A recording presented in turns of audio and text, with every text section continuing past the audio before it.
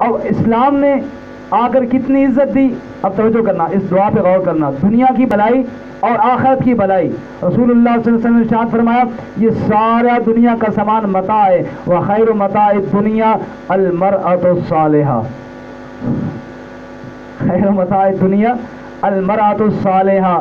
فرمایا دنیا سارا ایک سامان ہے اور اس سامان میں سب سے قیمتی چیز وہ نیک خاتون ہے، نیک عورت ہے، نیک بیوی جو ہے. فرمایا اس دنیا کے سامان کی سب سے قیمتی چیز. اللہ تعالیٰ فرماتے ہیں نا والمؤمنون والمؤمنات بعضهم اولیاء بعض. مومن مرد اور مومن عورتیں ایک دوسرے کے معاون ہیں، نیکی کا حکم کرتے ہیں، برائی سے منع کرتے ہیں، اللہ کے احکامات کو دنیا میں پھیلانے میں ایک دوسرے کے معاون ہیں. تو نیک بیوی جو ہے یہ اپنے شوہر کا ہاتھ بٹاتی ہے نیکی کے کام کرنے میں، اور بری بیوی ہوگی تو اس کے برعکس ہوگی نا. اس لیے اللہ کے نبی نے فرمایا دنیا کا بہتر سامان نیک عورت ہے.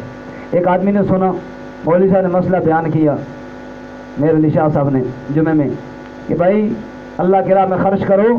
جو خرچ کرتا ہے نا جی تو اللہ تعالیٰ اس کو بڑا اجر عطا کرتا ہے. اور 70 شیطان ایسے ہیں جو وسوسے ڈالتے ہیں کہ بھائی خرچ نہ کر. ایک بندے نے کہا جی 70 شیطانوں کی کیا مجال ہے مجھے روکیں. میں گیا اور صدقہ لے کے یوں آیا. بندہ گیا تو واپس نہ آیا. تو ہفتے بعد گئی مولوی صاحب سے پوچھا وہ تیرا صدقہ کدھر گیا؟ اس آ کے استاد جی 70 شیطانوں نے میں قابو کر لیا لیکن محترمہ صاحبہ نے مجھے قابو کر لیا.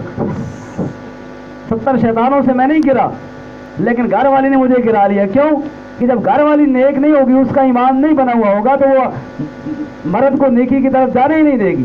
قرآن نے بیان کیا والمؤمنون والمؤمنات بعضهم اولیاء بعض. میاں بیوی کی رائے ایک ہوگی تب معاشرے کے اندر دین پھیلے گا، تب گھر کے اندر دین پھیلے گا، تب زندگیوں میں دین آئے گا. اس لیے رسول اللہ صلی اللہ علیہ وسلم نے فرمایا خیر متاع الدنیا المرأۃ الصالحہ. سب سے بہتر سامان دنیا کا وہ نیک بیوی اور نیک خاتون ہے.